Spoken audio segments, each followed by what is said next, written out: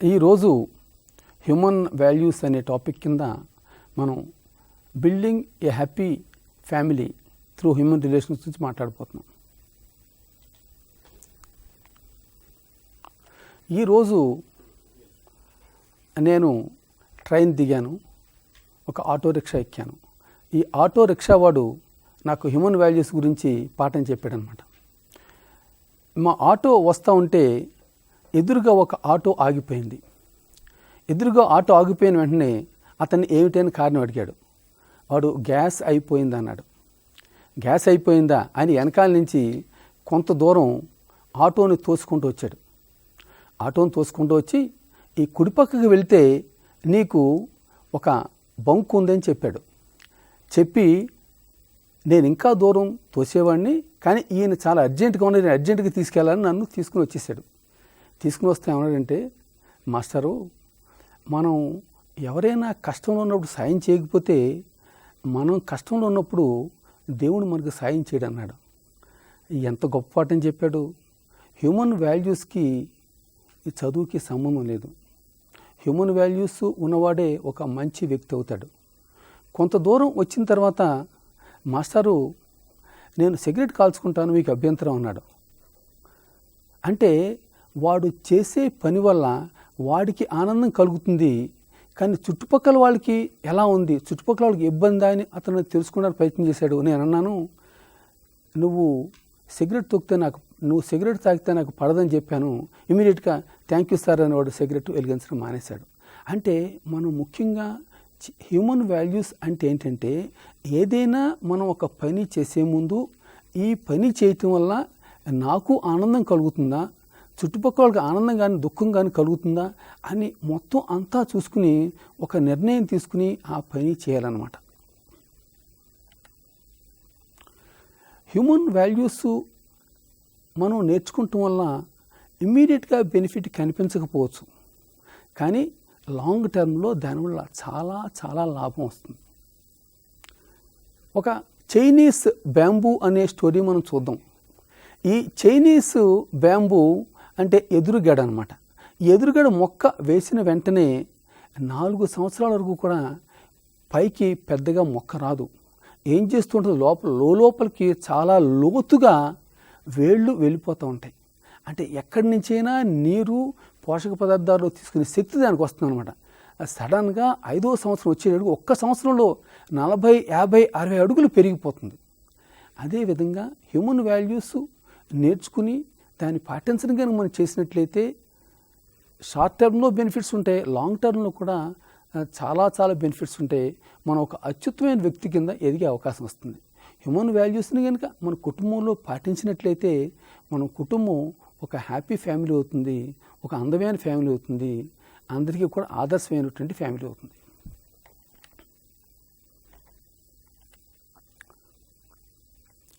కానీ చాలాసార్లు మనం అనుకుంటామంటే, మన సమస్యలకి అన్నిటికీ బయట ఎక్కడో కారణం అనుకుంటాం, కానీ అన్నిటికీ మన సమస్యలకి అన్నిటికీ పరిష్కారాలు మనలోనే ఉంటాయి. ఒక ముసలి ఆవిడ ఒక దీపం ముందు వెతుక్కుంటుంది. అటు వెళ్తున్న అందరూ కూడా ఆమెకు సాయం చేద్దామని వాళ్ళు కూడా వెతకడం మొదలెట్టారు. కానీ ఏమీ కనిపించకపోతే ఆమెను అడిగారు, ఏంటి నీకు ఏం పోయింది అని అడిగారు. అడిగితే ఏముందంటే, నా ఉంగరం పడిపోయిందని చెప్పింది. నీ ఉంగరం ఎక్కడ పడిపోయిందని అడిగారు. అడిగితే ఏమని చెప్పారంటే, నా ఉంగరం నా గుడిసెలో పడిపోయిందని చెప్పింది. అరే మరి నీ గుడిసెలో పడిపోతే గుడిసెలో వెతుక్కోవాలి కదా అని అడిగింది. అంటే వాడు అంది, నా గుడిసెలో లైట్ లేదు, ఇక్కడ లైట్ ఉంది కనుక లైట్ వెలుగుతాను, లైట్ ఉంది కనుక లైట్ కింద నేను వెతుకుతున్నాను అంది. మీకు అందరికీ తెలుసు ఆమె ఉంగరం ఎప్పుడు కూడా దొరకదని. మనం గుర్తించవలసింది అంటే మన సమస్యలకి, మన ఆనందానికి అన్నిటికీ కూడా మనలోనే పరిష్కారాలు ఉన్నాయి. హ్యూమన్ వాల్యూస్ కోర్సు ముఖ్యంగా ఈ సెల్ఫ్ ఎక్స్ప్లోరేషను, నేచర్ యాక్సెప్టెన్సు అనే సాధనాల ద్వారా మనల్ని మనం అర్థం చేసుకుని మనం వాల్యూస్ని పాటిస్తా మనలోనూ మన చుట్టుపక్కల కూడా ఆనందాన్ని సృష్టించే విషయాన్ని నేర్పుతుంది.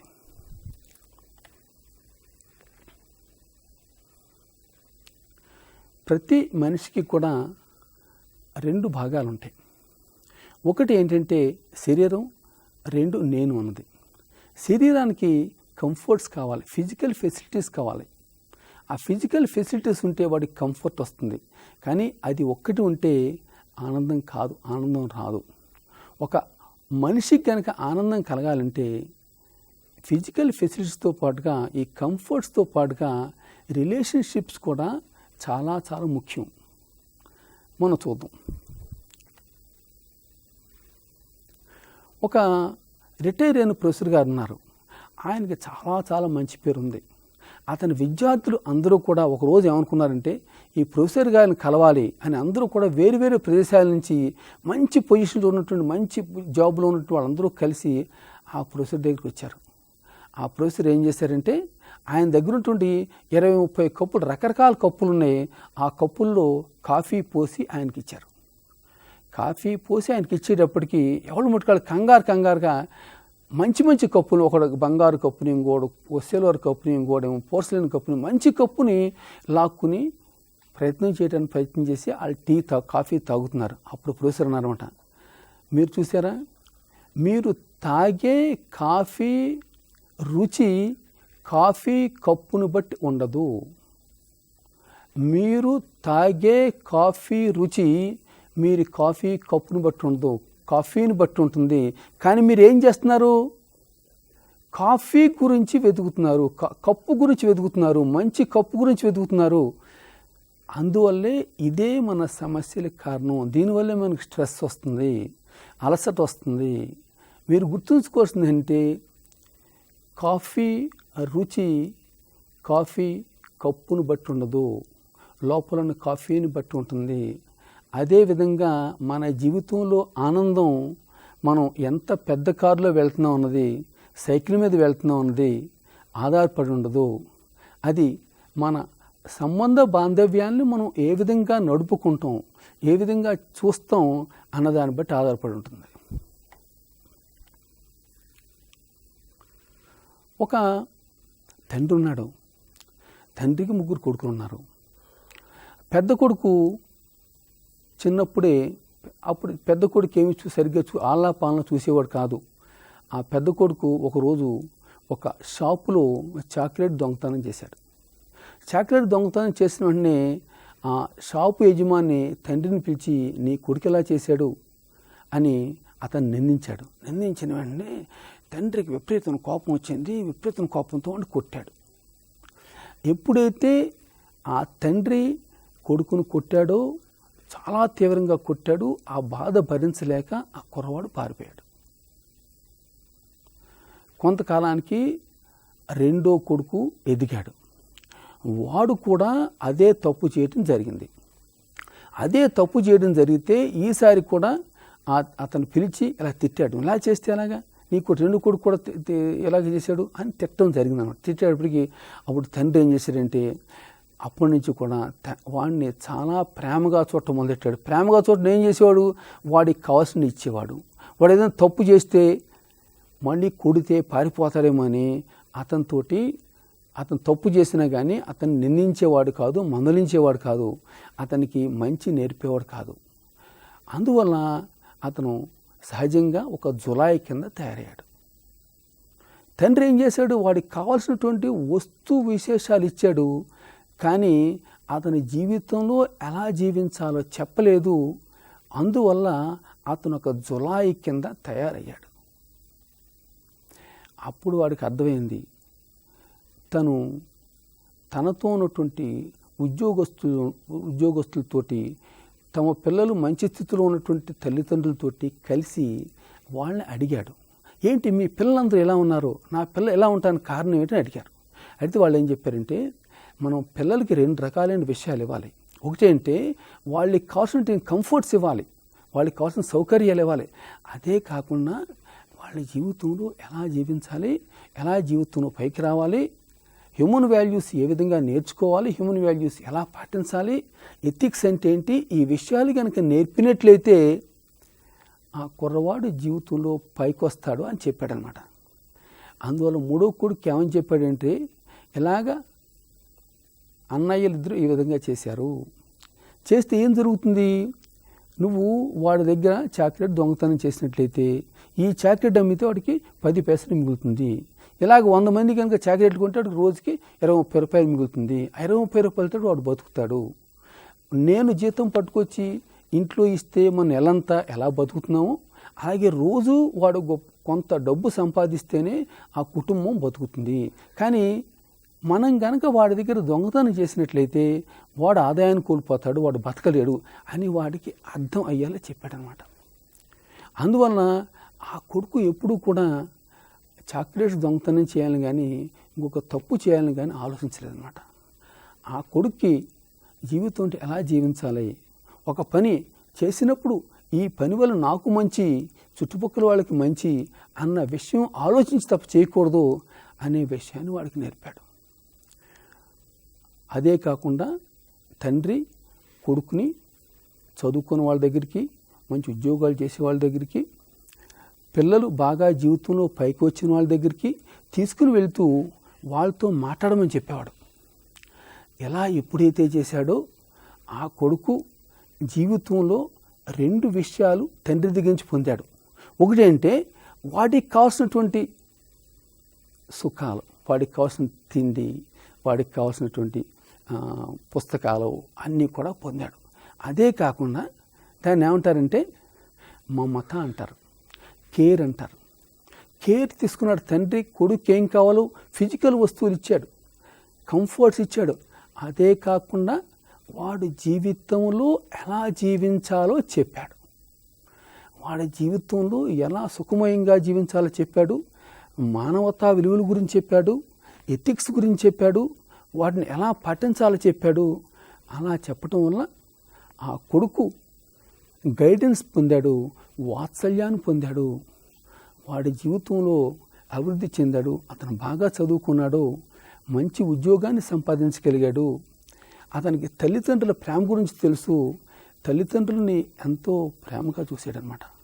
అందువల్ల మన పిల్లలతో మనకు మంచి రిలేషన్షిప్స్ ఉండాలంటే వాళ్ళ పిల్లల కంఫర్ట్స్ ఒకటి కాదు, వాళ్ళకి శారీరక సుఖాలు ఒకటి కాదు, వాళ్ళ మనసు ఎదిగేలాగా, వాళ్ళు మంచి చెడు తెలుసుకునేలాగా, అందరికీ మంచి జరిగేలా ఆలోచన చేసేలాగా మనం నేర్పటం అతి ముఖ్యం అన్నమాట.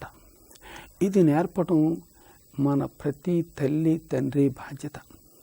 ఎప్పుడైతే ఈ విషయాలు మన పిల్లలకి నేర్పామో ఆటోమేటిక్గా ఆ కుటుంబం అంతా కూడా సుఖ సంతోషాలతో ఉంటుంది.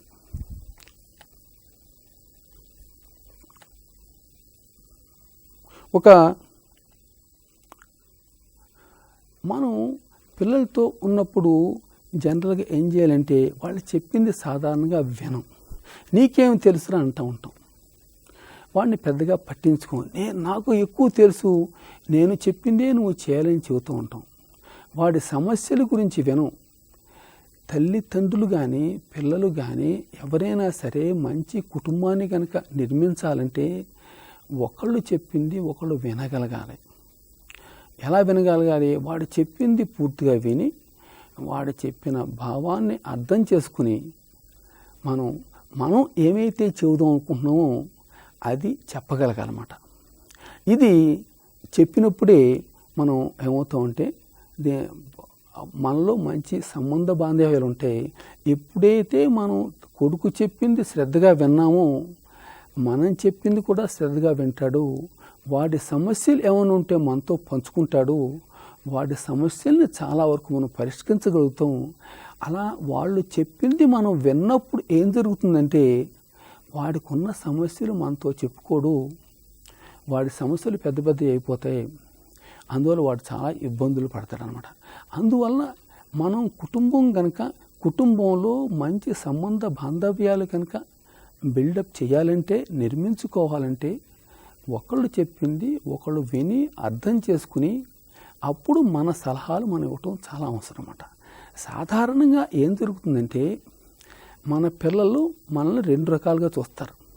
ఒక్కోసారి ఏమంటారంటే మీకు చాలా ఎక్కువ తెలుసును అనుకుని మనం చెప్పింది తప్పైనా కానీ వాళ్ళు ప్రశ్నించకుండా ఆ విషయాన్ని వినేస్తారు. ఒక్కోసారి ఏమంటారంటే మీకేం తెలుసులే అని మనం చెప్పింది మంచి విషయమైనా కానీ వినరన్నమాట. అందువల్ల ఏంటంటే మనం ముఖ్యంగా గమనించవలసింది ఈ తల్లిదండ్రుల పిల్లల బాంధవ్యంలో ఈ 2 కరెక్ట్ కాదు. పిల్లవాడు మనం చెప్పింది రైట్ అని తప్పకుండా వినకూడదు. మనం చెప్పింది అర్థం చేసుకుని అతనికి అర్థం కాకపోయినా అందులో అతనికి ఏమైనా సమస్యలున్నా ప్రశ్నించాలి. ప్రశ్నించి అర్థం చేసుకుని అప్పుడు రైట్ అయితేనే వినాలి. అలా కాకుండా చాలాసార్లు పిల్లలు కూడా ఏం చేస్తారంటే మీకేం తెలుసులే, ఈ తరం మీకేం తెలుసు, మీరు చదువుకున్న టైం వేరు, ఈ టైం ఇలాగే ఉంటుంది మీకు తెలియదు అని మనల్ని చాలా తల్లిదండ్రుల్ని చెప్పింది వినరన్నమాట. ఇది కూడా మంచిది కాదు. అంటే మనం చెప్పింది వాళ్ళు వినటం ఇది నేర్చుకోవాలంటే ఎంపతి అనే విషయాన్ని మనం అర్థం చేస్తాం. అంటే వాడు ఏదైనా చెప్పినప్పుడు వాడి దృష్టితో మనం దాన్ని చూసి వాడి సమస్యను అర్థం చేసుకుంటానికి వీలైతే దాన్ని పరిష్కారం చేయటానికి ప్రయత్నం చేయాలన్నమాట. అంటే ఎప్పుడైతే తల్లి కొడుకు కానీ తండ్రి కొడుకు కానీ ఇద్దరు కొడుకులు కానీ మాట్లాడుకున్నప్పుడు ఒకళ్ళు చెప్పింది ఒకళ్ళు శ్రద్ధగా విని అర్థం